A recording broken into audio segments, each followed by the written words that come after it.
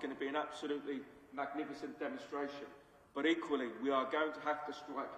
We are going to have to take the necessary action, in this case industrial action, not just to save local government services, not just to defend the Birmingham bin workers, but to rebuild local government services all over again. I want to start by saying I think it's become very, very clear that Keir Starmer's Labour Party is not for the people, it's for the billionaires, it's for the privatisers, who are only interested in further decimating the fabric of the society. The government has continued its attack on... The government has continued its attack on the most vulnerable in society, whether it's ideologically, psychologically, and absolutely financially. Attacking the elderly while also trying to re-establish the boundaries of what it means to be a disabled person in order to prevent over 1 million people from receiving life-saving benefits was clearly not enough. Now the government is repeating venomous racist rhetoric of the likes of Powell and Farage, which only isolates anybody who stands for decency, but also truth and reality.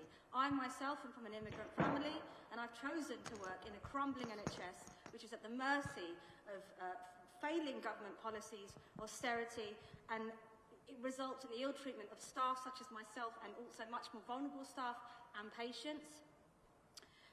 And it's driving the country into an economic crisis, which I think is going to be worse than we've seen for a very long time. Immigrants are the backbone of this society. Without us, it's not to relative poverty by 2030, with 50,000 of whom are children. It's unnecessary violence being imposed on the people of Britain for the sake of the already ultra-rich and private donors. And finally, reversing this damage is now, I think, impossible.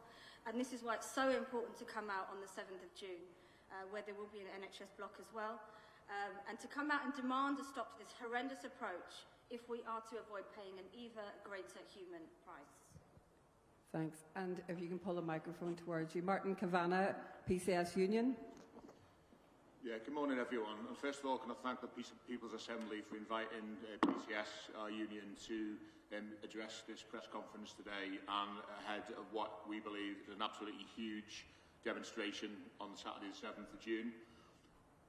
People will know that our union represents mainly government workers, people who work for the UK Civil Service and related bodies, but also Scottish Government workers and Welsh Government workers. And more now, we see that our members are having perhaps a unique insight into the impact of austerity 2.0. And the reason that we have a unique view of it is quite simple, that whether it's in the workplace or whether it's in our personal lives, we're experiencing the full brutality of the austerity measures. In the workplace, we have excess workloads with departmental budgets are cut back, especially this year, up to 15% potentially being cut from departmental budgets. More and more being asked of our members for less in return. And at the same time, those same members are seeing a tax on the benefit system. Our workers in DWP, for example, who now know that if the full range of brutality comes in for disability benefit cuts later in the year, that is not going to just impoverish millions of people in the UK. It is going to bring to a grinding halt much-needed services. And at the same time, those members of ours are also living in poverty themselves. Tens of thousands of government workers got an uplift in April this year because otherwise they would have been below the national living wage. Thousands of our members are having to claim the benefits that they pay out every single week. And that is why we as a union are absolutely fully behind the demonstration on the 7th of June. It can't come quick enough. And the thing is, it has to be a stepping stone.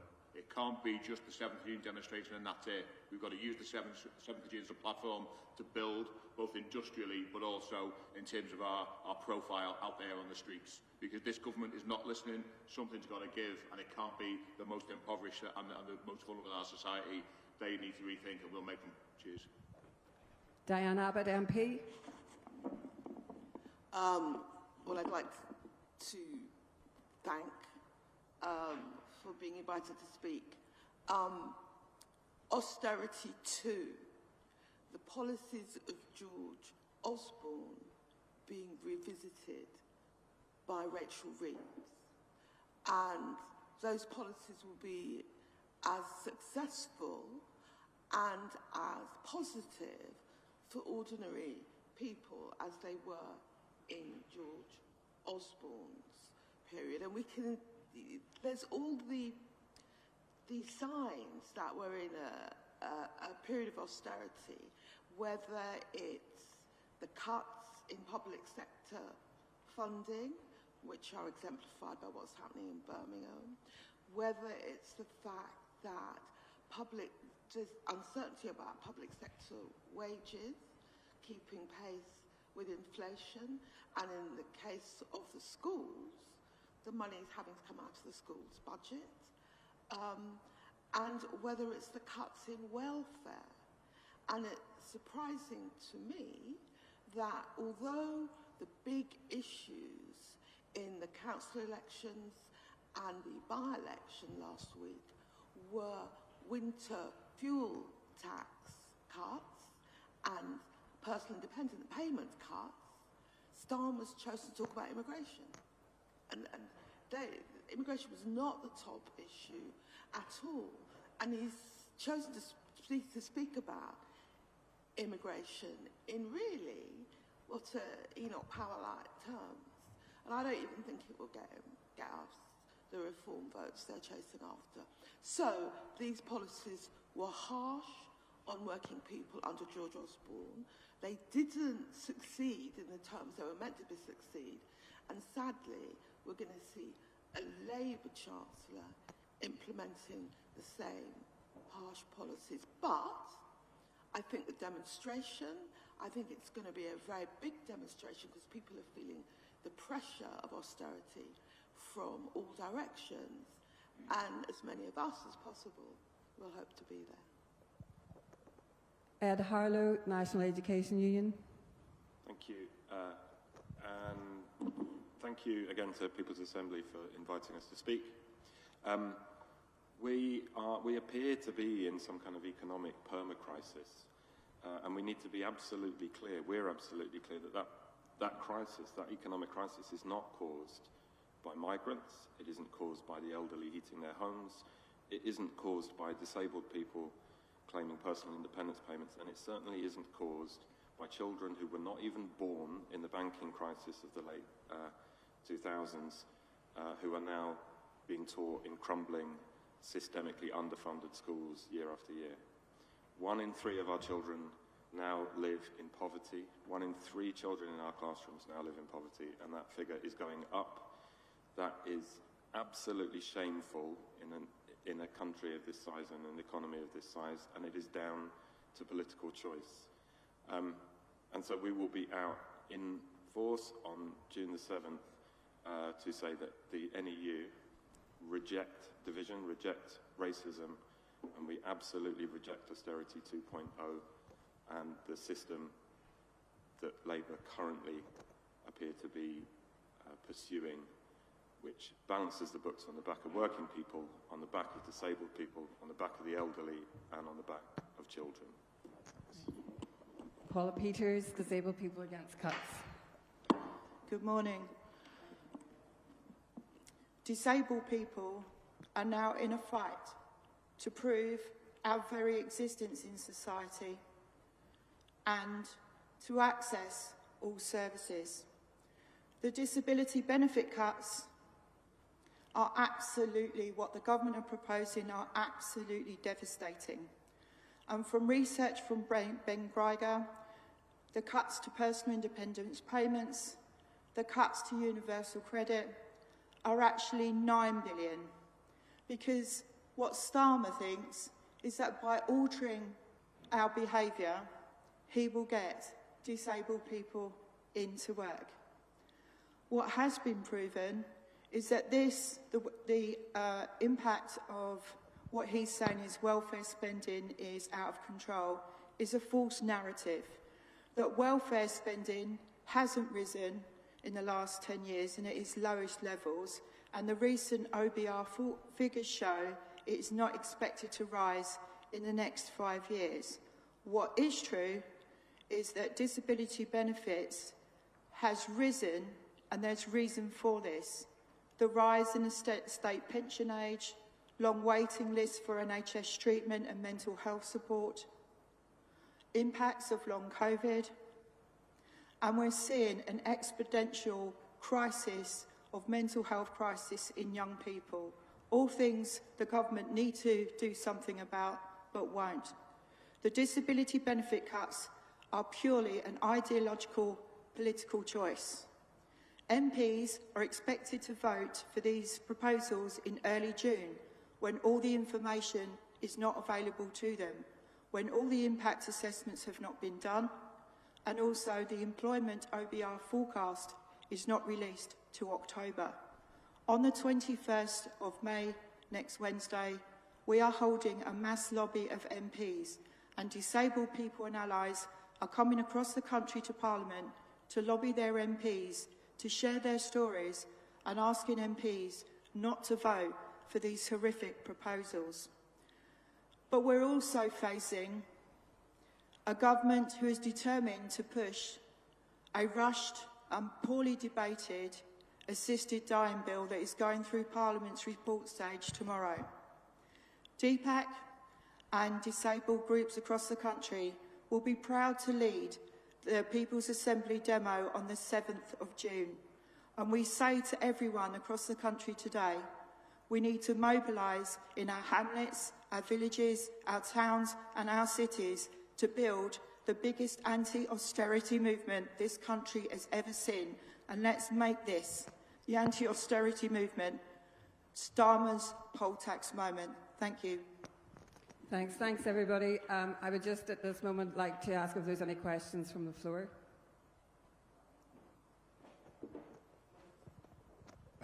Thanks, it's Ben Chaco, Morning Star. I've got a couple of questions, one for sort of anyone on the panel who wants to chip in, and one maybe more for Diane. The first of them is basically, I assume that the timing of the demonstration is connected to the multi-year spending review, which the Chancellor is going to announce in June. Rachel Reeves's position has been that these cuts are necessary because the government's broke, basically, and there's no other, a need to balance the books, and there's no other money. So, to anybody, what's your response to that line from the Treasury? And to Diane, after the disastrous results of the local elections last week, is there more of an appetite now in the Parliamentary Labour Party to stand up to Starmer and Reeves and say, look, this policy isn't working, we need to change course? Onay? Pull the microphone right up. Yeah, just on the first point, what I'm finding is that despite the rhetoric, there always seems to be money around. Just starting with Birmingham, we've got councillors who have received an increase in their allowances. That's not their wages, that's their allowances. Quite often, most of them have got jobs elsewhere. In Birmingham, a third of them are actually landlords. They've had an increase in their allowances of 5.7% in their allowances, and yet our members are expected to take a pay cut. So we take a healthy dose of salt, if you like, when it comes to being told that it can't be afforded. But the bigger picture for us is this. Look, there's a lot of talk, some positive, some negative, about a wealth tax. But here's a fact. Just a one-off wealth tax where you tax the wealthy, the richest 1% by 1% brings in 26 billion just in one go, and that's just a one-off. That figure is not far from what Rachel Reeves was talking about as far as the black hole was concerned in the economy. So clearly the money is there. The issue is about making the correct political choices, and as colleagues have said, for working class people not to be made to pay the cost.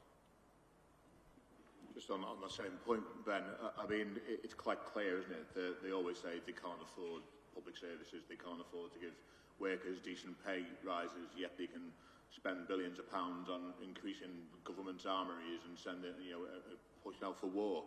But the reality is, as Olay's just said, that there is plenty of money in this country. It's just all directed in the wrong place. Anyone who knows anything about economics knows that you can't cut your way to economic growth. If you reduce the ability, the spending power of workers, they can't spend money in the high street, they can't spend money in the local shops, they can't produce or take part in that wider economy. And so it's a false economy. What is going to happen continually is services are going to be stripped back, people's spending power is going to be stripped back, and we are literally in a poverty crisis. And anyone who thinks that this government, the 5th or 6th, whichever it is this month, the richest in the world, hasn't got enough money to give people a decent standard of living, hasn't quite read the script. Because let's face it, Paul made the point before, this is all about ideology, not about affordability. It's about choices, and we've got a government who can find money when they want to. They have found billions of pounds very, very quickly to buy bombs, but we live in a country where schools can't afford books, and they are choosing warfare over welfare time and time again. The money is there, it is available, but the choices are wrong. I just want to add that it's very clearly a lie.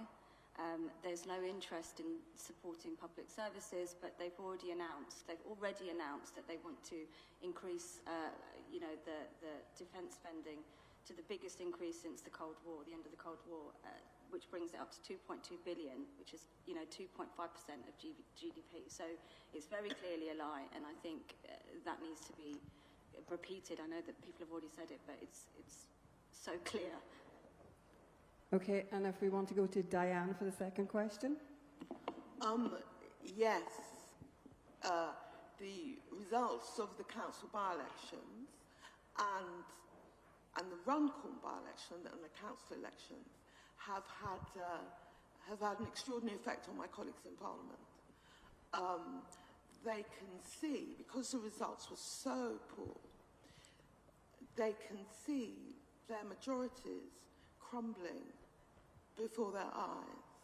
And there's nothing that concentrates the mind of an MP more than the threat of actually losing their seat and the salary that goes with it. So it's focused them. They're starting to stand up to the leadership, the people around Keir Starmer, and they're starting to realise that we have to go in a different direction. I personally have always thought that the problem is that Starmer and the people that manage Starmer, what they knew how to do was to smash the left and the Labour Party, but they hadn't really thought through to running the country, and that's why everything is such a mess now. Thank you. Anyone else? John Rees from NUJ London Magazine branch. I'd take up that point that Diane mentioned about the relationship between the fight against austerity and the reform vote, and you made it very clear what the impact was on MPs, but I'd like to ask the panel how they think that developing this kind of anti-austerity movement can begin to erode the base that reform appears to be building in many working class communities. I think Diane referred to the indications about what's important to those voters, and it's not until you get to about number 5 or number 6 that immigration pops up. There are all questions of austerity before that, so it's my question. Okay, and if you can pull the microphones as close as possible when you're speaking and as loud as possible. Okay, who would like to come back on that first? Paula? I just want to say that over recent weeks we've seen 25% of disabled people say they're going to vote reform in the coming elections because they feel let down by all of the political parties, but not realising the dangers of reform when reform, recently in Parliament voted down the Workers' Rights Bill, where they are coming after the Human Rights Act and actually support a lot of the austerity measures. Reform are not for disabled people, but we need to have the conversations in our communities as to why people are voting for them, challenge that narrative, because people are fed up of long NHS waits, cuts to, poor housing and, lack of jobs and all the rest of it. But it's something we need to get people into the movement, challenge the narrative, because if we don't, we're in serious danger of having a reform government in 2029. Thanks. Anyone else from the panel?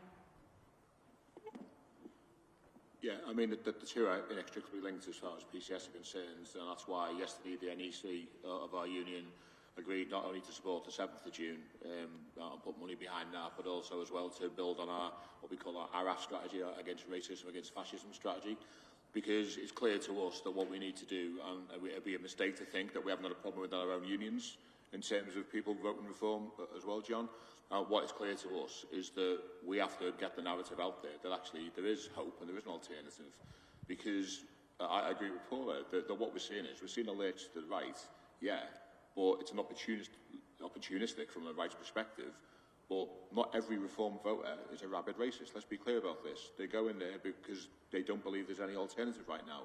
And this movement can give them that alternative. It can give them the narrative around what good economics looks like and how you can build the economy. So absolutely, the two are inextricably linked, and they've got to be going forward. I think that there's a lot of talk about the potential of Labour losing votes to reform, but it's also the potential also exists to lose a lot of votes to the Greens and the Lib Dems. I certainly see it in London. I mean, we had a by-election at Stoke Newington last year, and it went to the Greens, and it's a ward which is a very, very safe Labour ward. And it's striking how the leadership is focused on reform, but not focused on the votes we're losing to the left of us. I mean, not that the Lib Dems and the Greens are that left, but I mean, there's certainly more to the left than reform. And more generally, I think from a party political point of view, I think the leadership of the party should be challenging the reform analysis that immigrants are the cause for all your problems. Sadly, instead, we're echoing the reform narrative. But I do think that we should be standing up to them, and at a local level, we can stand up to them. And more generally, we need to be challenging what reform are saying. I think, just to come back on Diane's point, it's political cowardice. Because Labour are just aping reform and allowing this narrative that migrants are to blame for all of your problems. But let's be really clear that, you know, what is causing problems for working people in this country is, you know, nigh on 20 years of a broken political ideology around austerity. You know, it isn't migrants' fault that people cannot get hospital appointments. In fact, if we didn't have migration, that situation would be far, far worse. You know, migrants absolutely prop up our NHS, our schools, our public services. It is political cowardice and doubling down on a broken political ideology that punishes working people, punishes disabled people, punishes the elderly, and punishes children, and doesn't look at the true causes of the economic problems that we have and the issues in people's lives. And it's going to take a concerted effort on the left, a united effort on the left to provide an alternative, because essentially it's the politics of cheap sound bites, division and hatred that we're seeing, and just this constant shift to the right rather than a genuine alternative. I just want to add that, you know, it's not only immigration. I think the Labour Party are playing a very dangerous game when it comes to votes. Streeting and Starmer are very much in the pockets of the privatisers. They are now very openly embracing privatisation in the NHS and in other industries as well. And it's very, very difficult to, you know, to really support that. It's very clear to people that privatisation doesn't work. It's been proved in multiple papers that it doesn't work in investigations, and it just means that more people are going to suffer. So it's a sorry situation overall. Okay, thanks for that, everybody. Thank you, and that's the end of the press conference.